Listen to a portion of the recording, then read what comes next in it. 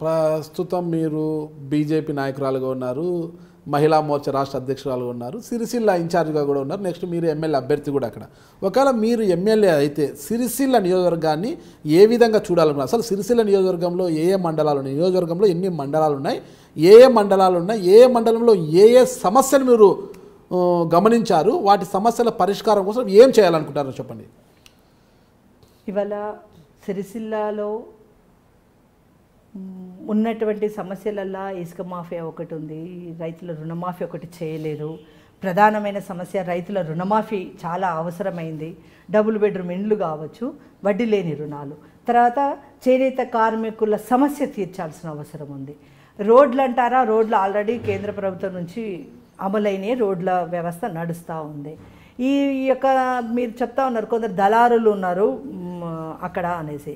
దళారులు ఎవరున్నారు అంటే మరి ఇక్కడ ఉన్నటువంటి పవర్లో ఉన్నటువంటి వాళ్ళ తొత్తులు, వాళ్ళ చెంచాగిరి చేస్తున్నటువంటి వాళ్ళు దళారులు ఉన్నారు. వాళ్ళందరినీ కూడా అరికట్టాల్సినటువంటి అవసరం ఉంది. దాని మీద నాదొక చిన్న ఆపరేషన్ కూడా మొదలైంది. ఖచ్చితంగా ఆపరేషన్ పేరు ఆకుల విజయ. అంతే. ఆపరేషన్ పేరు ఆకుల విజయ. అంతే. సరే. కొట్టల మోహన్ రెడ్డి గారు అంతే. ఇంకో పేరు నేను ఎందుకు పెట్టుకుంటే నా ఆపరేషన్కి నా పేరు అన్నమాట. సమస్యల మీద పోరాటం చేయడం జరుగుతుంది. ఆ సిరిసిల్ల నియోజకవర్గం అంటే సిరిసిల్ల నియోజకవర్గం ప్రజలు ఖచ్చితంగా మమ్మల్ని ఆశీర్వదిస్తారనే నమ్మకం ఉంది. మేము గనక అక్కడ ఈసారి ఎమ్మెల్యేగా నిలబడితే ప్రజలకి 100% న్యాయం జరుగుతుందనే నమ్మకం అక్కడ కొందరికి ఏర్పడ్డది. వాళ్ళు మాకు ఇస్తున్నటువంటి ప్రోత్సాహం ఏందో నాకు పర్సనల్గా నాకు తెలుసు కాబట్టి నాకు ధైర్యం ఉంది. అభివృద్ధి అనేది కేంద్రీకృతం కాకుండా వికేంద్రీకరించినప్పుడే ఆ ప్రాంతమైన ఆ రాష్ట్రమైన అభివృద్ధి చెందుతుంది. ఇప్పుడు అభివృద్ధి అంతా హైదరాబాద్కే పరిమితం అయిపోయింది కాబట్టి ఇతర ప్రాంతాలు వెనకబాటుతనానికి గురవుతున్నాయి.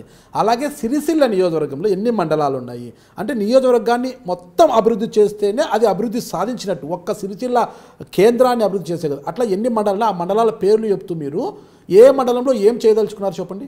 ఇప్పుడు ఎల్లారెడ్డిపేట మండలం ఉంది, గంభీరావుపేట మండలం ఉంది, తంగనపల్లి ఉంది, సిరిసిల్ల టౌన్ ఉంది. అంటే ఇవన్నీ కూడా ఏమైపోయిందంటే గతంలో మండలాలకు ఇప్పటికీ ఇంకా కుదించారు అనమాట. చిన్న చిన్న మండలాలు చేశారు.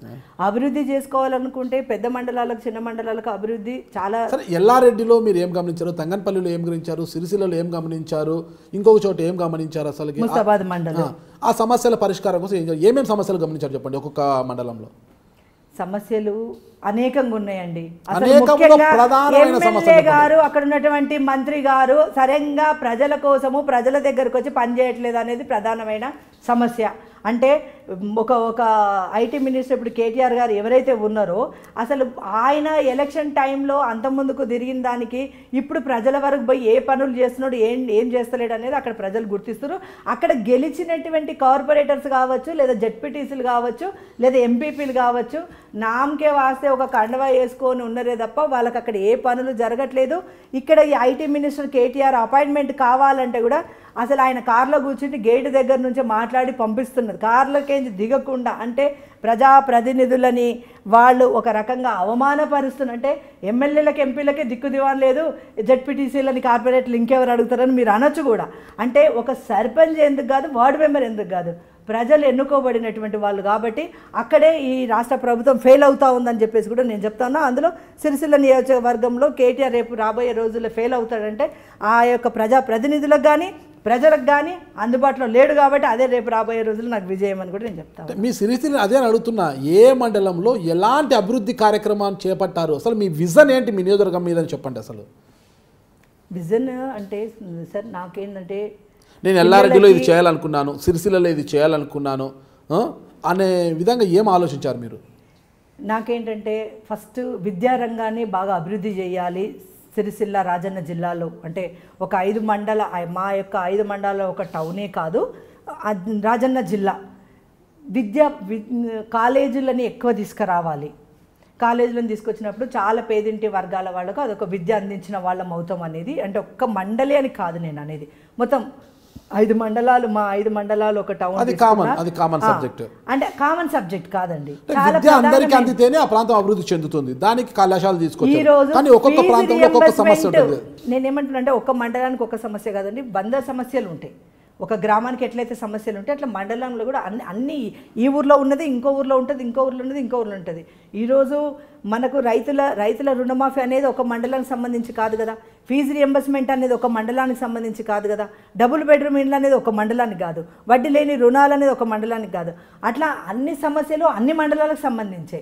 నాకు సంబంధించి నా సిరిసిల్ల నియోజకవర్గానికి నా ప్రజలకి మొట్టమొదట ఇసుకకు సంబంధించినటువంటిది కొంత కంట్రోల్, ఇసుక మాఫియాకి సంబంధించి కొంత కంట్రోల్ చేసుకోవాల్సిన అవసరం ఉంది. రైతుల రుణమాఫీ విషయంలో అవసరం ఉంది. విద్యారంగంగా కాలేజీల విషయంలో అక్కడ చాలా అభివృద్ధి చేసుకోవాల్సిన అవసరం ఉంది. ఇంకా కూడా మారుమూల గ్రామాలకు బస్సుల వసతి లేనటువంటి పరిస్థితి ఉంది. ఆ బస్సులు కూడా మారుమూల గ్రామాలకు కూడా వెళ్ళే విధంగా, మారుమూల గ్రామాలల్లో స్కూల్స్ ఏవైతే ఉన్నాయో ఆ స్కూల్స్లలో టీచర్స్ లేకుండా ఏదో పేరుకు మాత్రమే పిల్లలు ఆ స్కూళ్ళలో పోయి కూర్చొని వస్తున్నటువంటి సందర్భం. మరుగుదొడ్ల సమస్య ఉంది. ఆ మరుగుదొడ్ల సమస్య కూడా తీర్చే విధంగా ఇట్లా అనేక సమస్యలు ఉన్నాయండి, ఒక సమస్య అని కాదు. కాబట్టి అన్ని సమస్యలు పరిష్కరించాలి అనే ఒక ఆలోచనతో మాత్రమే నా ప్రయాణం సాగుతూ ఉంది. బాగుంది, మీ ఆలోచన బాగుంది, మీ విజన్ బాగుంది మేడం.